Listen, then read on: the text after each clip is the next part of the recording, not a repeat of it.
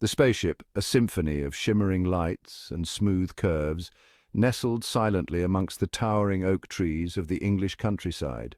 It was a sight to behold, a blend of the futuristic and the natural, a juxtaposition that seemed almost poetic. Its occupant, Arya, an alien girl with large, curious eyes the color of amethyst, peered out at the unfamiliar world.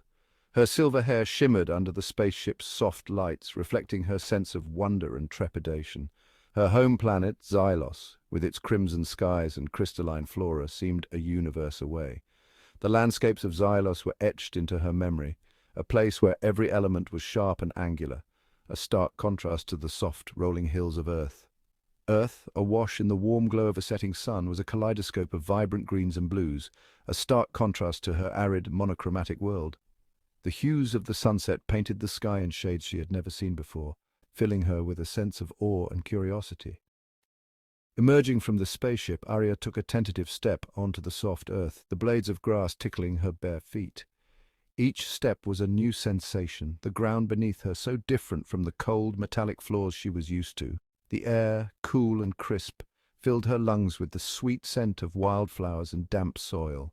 She inhaled deeply, savoring the freshness that was so different from the filtered air of her spaceship. It was a sensory overload so different from the sterile, metallic environment she was accustomed to. The sounds, the smells, the textures, all of it was new and overwhelming, yet exhilarating. Overhead, a flock of birds soared across the sky, their melodic calls a stark contrast to the mechanical hum that permeated her home planet. Curiosity bubbled inside her as she watched them, wondering how such creatures could exist. This was Earth, the planet she'd studied extensively through holographic projections and data streams.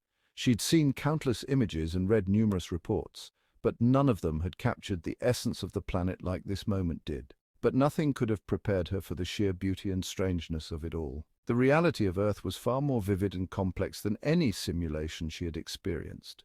Her mission to learn the ways of humans, to understand their culture, their strengths and their weaknesses. She knew this task was monumental, but it was essential for the survival of her people. This was crucial for the future of her own people, a race teetering on the brink of extinction, desperate to learn from the mistakes of others. The knowledge she would gather here could be the key to their survival, a beacon of hope in their darkest hour. Arya's journey led her through a maze of winding country roads, each turn revealing a new facet of the serene countryside. The paths were narrow, bordered by wildflowers swaying gently in the breeze, creating a picturesque scene that seemed to belong to a different era. The setting sun cast long shadows, making the trees appear like gnarled giants. The sky was painted in hues of orange and pink, a breathtaking canvas that signaled the end of another day. The forest seemed to come alive in this twilight, with the rustling leaves whispering secrets of the past. A quaint cottage nestled amidst a riot of roses and lavender caught her eye. The flowers were in full bloom, their vibrant colors contrasting beautifully with the rustic charm of the cottage. It was a sight that exuded warmth and tranquility, inviting anyone who passed by to stop and admire its beauty. A plume of smoke curled from its chimney, hinting at a warm fire within. The sight of the smoke was comforting, a sign of life and warmth in the cool evening air. It suggested a cozy interior, perhaps with a hearth where stories were shared and memories made. Gathering her courage, Arya approached the cottage and gently knocked on the wooden door. Her heart pounded with anticipation and a hint of nervousness. She had no idea what to expect, but the cottage's inviting aura gave her a sense of hope. It creaked open, revealing an elderly woman with a warm smile and twinkling blue eyes. Her face was lined with the marks of time, but her eyes sparkled with a youthful energy. She radiated kindness, making Arya feel instantly at ease. She wore a floral apron dusted with flour, and the scent of freshly baked bread wafted from within. The aroma was intoxicating, a blend of warmth and comfort that made Arya's mouth water.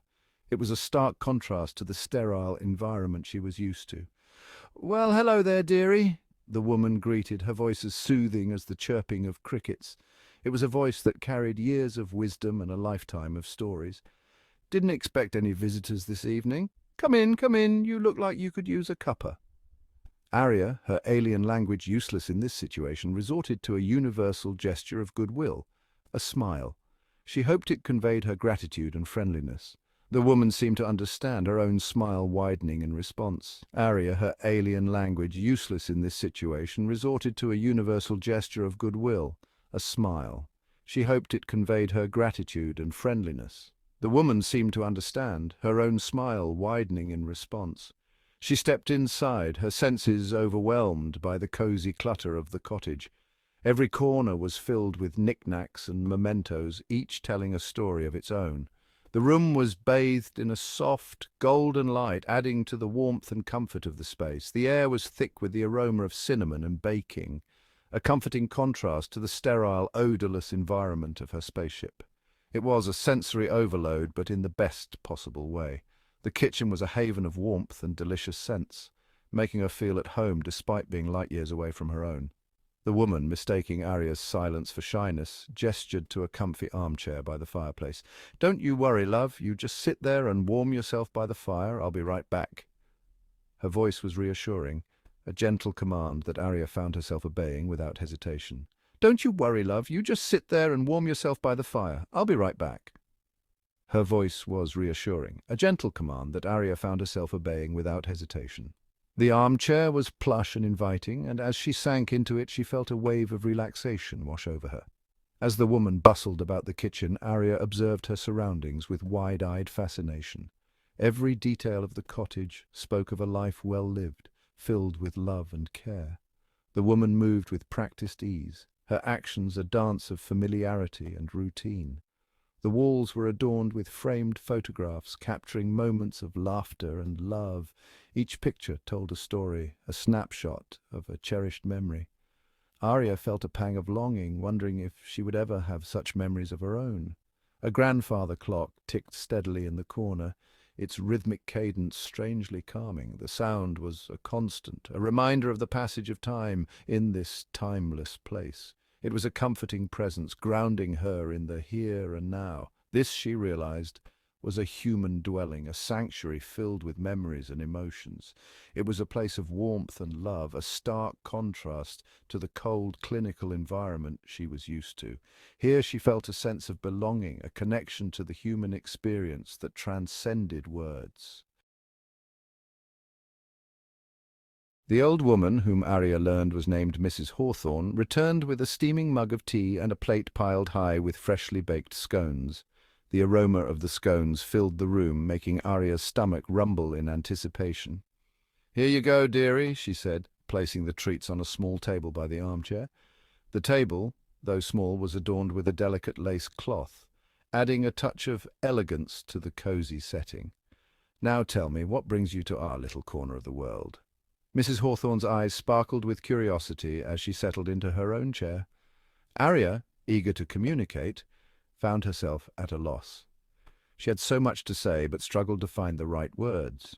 Her attempts at telepathic communication, a common practice on Xylos, were met with a blank stare from Mrs. Hawthorne. It was clear that telepathy was not a skill humans possessed. Realizing the limitations of her own abilities, Arya pointed to her mouth and then to Mrs. Hawthorne, hoping to convey her desire to learn the spoken word. She mimicked speaking, hoping the gesture would be understood. Mrs. Hawthorne, ever perceptive, chuckled. Her laughter was warm and inviting, putting Arya at ease. "Ah, I see," she said, nodding understandingly. Her eyes twinkled with amusement and kindness. "You're here to learn English, are you?" Mrs. Hawthorne's voice was gentle, yet there was a hint of excitement in her tone. "Well, you've come to the right place." She gestured around the room, which was filled with books and mementos from a lifetime of teaching and learning. "My late husband, God rest his soul, was an English teacher. He had a passion for language and loved sharing it with others. We've got bookshelves overflowing with the stuff. From classic literature to grammar guides, there was no shortage of resources." With boundless patience and a touch of humor, Mrs. Hawthorne became Arya's unlikely language tutor. She embraced the challenge with enthusiasm. Using picture books, hand gestures, and a healthy dose of repetition, she introduced Arya to the complexities of the English language. Each lesson was a new adventure. It was a slow and often hilarious process, filled with mispronunciations and grammatical errors. They laughed together at the funny mistakes, making the learning process enjoyable. But with each passing day, Arya's vocabulary expanded, and she began to grasp the nuances of human communication. She felt a growing sense of accomplishment with each new word she learned. Arya practiced speaking in front of a mirror, gaining confidence with each attempt. She was determined to master the language and connect with the people around her. The bond between Arya and Mrs. Hawthorne grew stronger with each lesson. They shared not just words but stories, laughter, and a deep understanding of each other's worlds. Eventually, Arya found herself able to communicate fluently with others, her initial struggles a distant memory. She had not only learned a new language but had also found a new friend in Mrs. Hawthorne. Section 4. Technology. A source of endless frustration. Beyond language, Arya faced a formidable faux human technology. Her advanced alien gadgets, while marvels of interstellar engineering, proved utterly useless on Earth.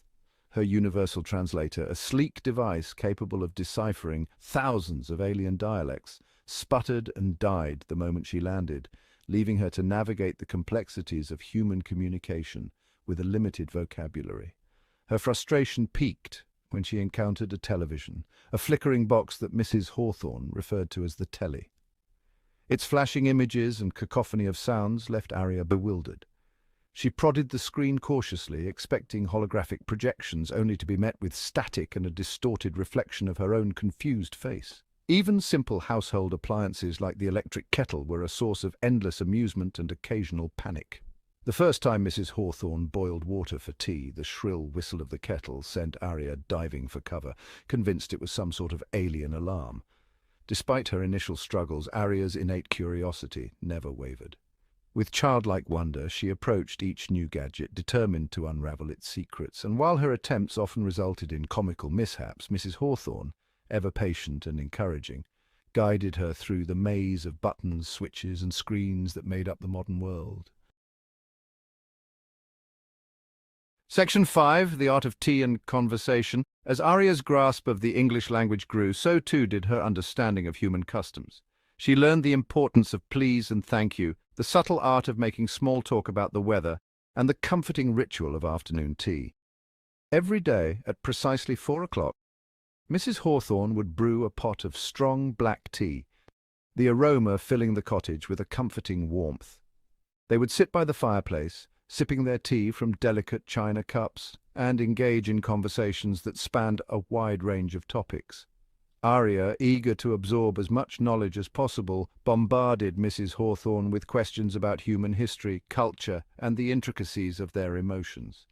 She learned about Shakespeare and the Beatles, about the 2 world wars that had ravaged the planet, and about the simple joys of gardening and spending time with loved ones. In turn, Mrs. Hawthorne, her curiosity piqued by this strange and intelligent girl, learned about life on Xylos, a planet so different from her own, yet facing eerily similar problems: environmental degradation, social unrest, and the ever-present threat of extinction.